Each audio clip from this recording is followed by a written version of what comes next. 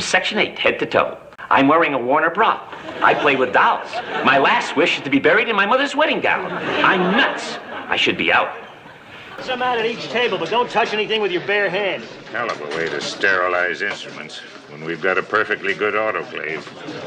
As soon as the nurses get back, I want... You Arabian aardvark, you're supposed to be driving me to the airport right now! No, I'm not. That's not until 1600, oops. Whoops, your face, you've got... I never thought making people laugh could destroy me from the inside. Those were the words of Gary Burghoff, the unforgettable Radar O'Reilly, in an interview decades after leaving MASH, while millions of Americans gathered in front of their televisions every week to laugh and cry with the adventures of the 4077th Mobile Army Surgical Hospital in Korea. Few imagined that behind the scenes of that revolutionary series unfolded a drama as intense as any episode broadcast. Between 1972 and 1983, MASH redefined American television, but also became the stage for devastating personal battles, painful professional betrayals, and sacrifices that forever marked the lives of its creators. Behind the canned laughter and jokes about martinis, there were egos on fire, destroyed friendships and decisions that ruined entire careers. And the truth is more shocking than you imagined. And check this out, 94.8% of the people who watch these videos are not yet subscribed to the channel. If you're part of that group, take advantage and subscribe right now. It's free, and that way you'll keep receiving content that can remind you how great the series from the past were and their hidden curiosities. My friends, I want to hear from you. Comment down below something you liked most about this series. I'd love to read everyone's memories. When MSA premiered on CBS in September 1972, nobody bet on its success. The network placed the series in a death slot, Sunday night, competing against established programs. The concept seemed absurd, a comedy set during the Korean War. How could you make America laugh while soldiers died on operating tables? Producer Gene Reynolds and writer Larry Gelbart had a vision, to use humor not as escape, but as a mirror of war's absurdity. Alan Alda was cast as Captain Hawkeye Pierce, a brilliant and cynical surgeon who used humor as armor. Wayne Rogers played Trapper John McIntyre. McLean Stevenson was Colonel Henry Blake, and Gary Burghoff reprised his film role as Radar O'Reilly. Loretta Swit and Larry Linville completed the cast as Major Margaret Houlihan and Major Frank Burns. But here's the first secret. The actors hated these initial roles. Linville felt intellectually suffocated, playing a character who existed only to be ridiculed. Alda, with strong convictions against the Vietnam War, constantly pressured writers to make the show more serious and political. He didn't just want to make people laugh. He wanted to make them think. After moving to Saturday nights, MASH exploded in popularity. By the second season's end, it was among America's top 10 shows, but success brought a threatening shadow. The network exerted immense pressure on producers to soften content and eliminate war criticism. Sponsors threatened to withdraw funding if the show continued depressing viewers. Gene Reynolds faced brutal meetings where CBS executives demanded cuts of entire scenes they considered un-American. A particularly fierce battle occurred around a third season episode where Hawkeye witnessed a soldier's unnecessary death due to military bureaucracy. Executives wanted to cancel it completely. Reynolds threatened to resign. The episode aired, but with significant cuts that removed the backbone of the message. This constant war with executives created a toxic environment behind the scenes, and it was in this cauldron of external pressures that internal cracks began to emerge that almost destroyed the show. McLean Stevenson was furious. Despite playing the unit commander, he clearly saw that Alan Alda was the real star. Every script placed Hawkeye at the center. Stevenson felt invisible and wasted. Wayne Rogers completely agreed, tired of being Alda's second fiddle. What few fans know is that Rogers discovered during the third season that Alda was receiving not only a significantly higher salary, but also credit as a creative consultant, influencing which stories would be told. Rogers felt betrayed. He had signed believing he was a co-star, but in practice he was supporting actor in Alan Alda's series. Tensions exploded during a script reading when Rogers openly questioned why his character had so few lines. Alda responded coldly that perhaps Rogers should trust the writers more. The room fell into awkward silence. That night, Rogers called his agent and initiated negotiations to leave. But Stevenson left first at the end of the 3rd season. And the producers, hurt by his desertion, made a shocking decision. They would kill Colonel Blake. In his final episode, Abyssinia Henry, the colonel receives orders to go home.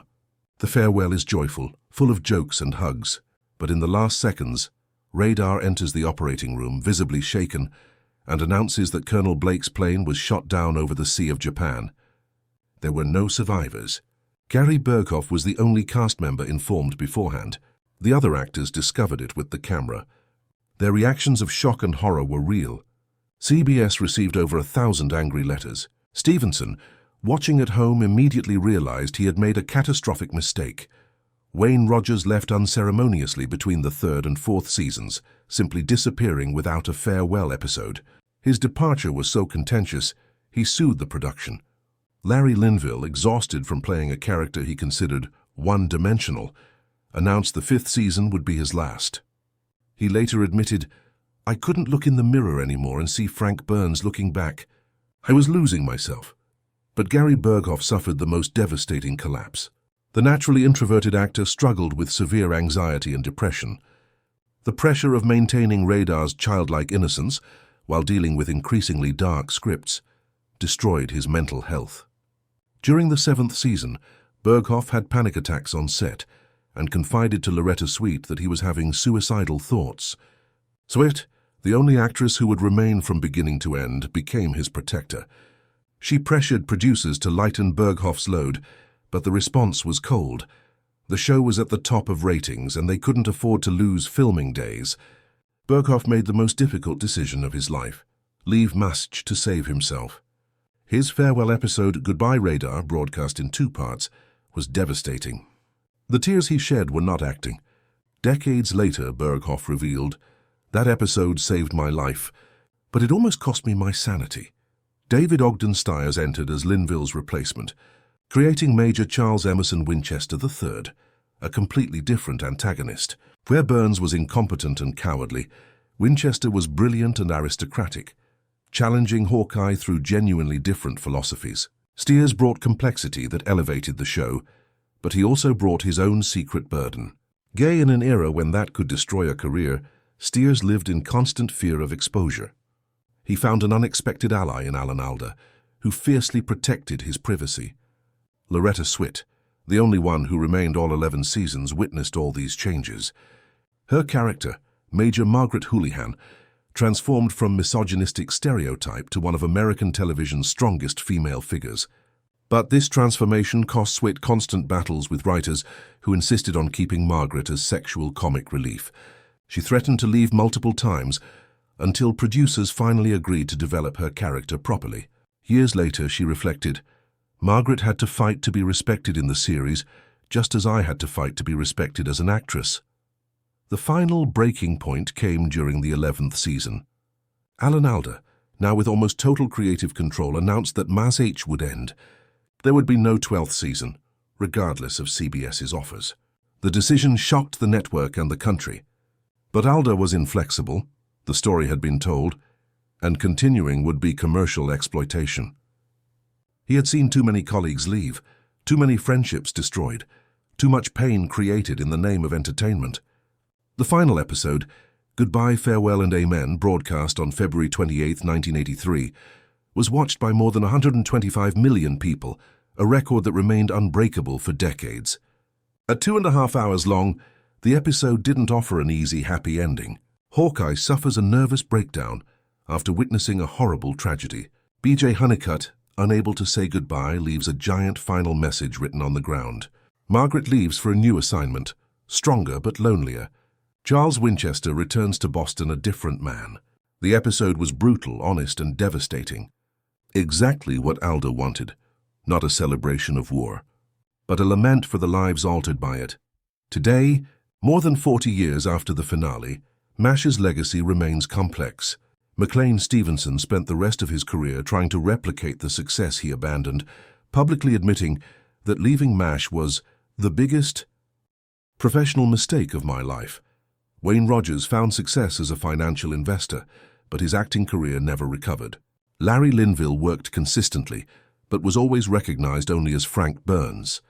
Gary Burghoff became a recluse, dedicating himself to family life and art, finally finding the peace that Radar never had.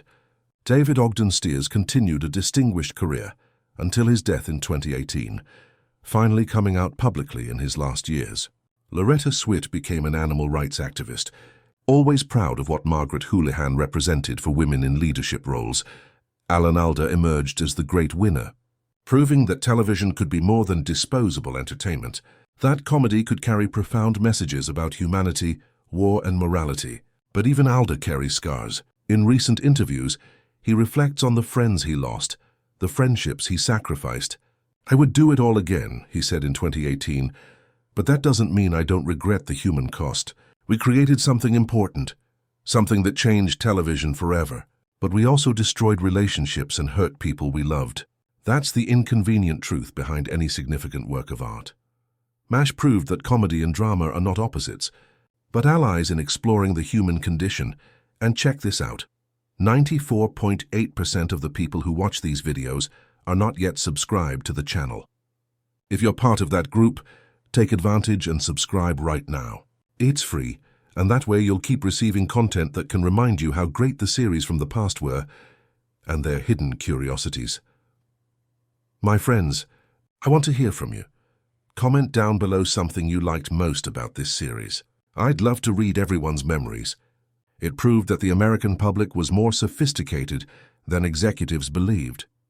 But it also proved that creating meaningful art requires sacrifices that go beyond time and effort, requiring pieces of soul and relationships that can never be fully recovered. The laughter that echoed through 11 seasons of MASH was real, but the tears shed behind the scenes were too. And perhaps that's the final lesson, that we cannot truly capture the human essence without paying the full human price.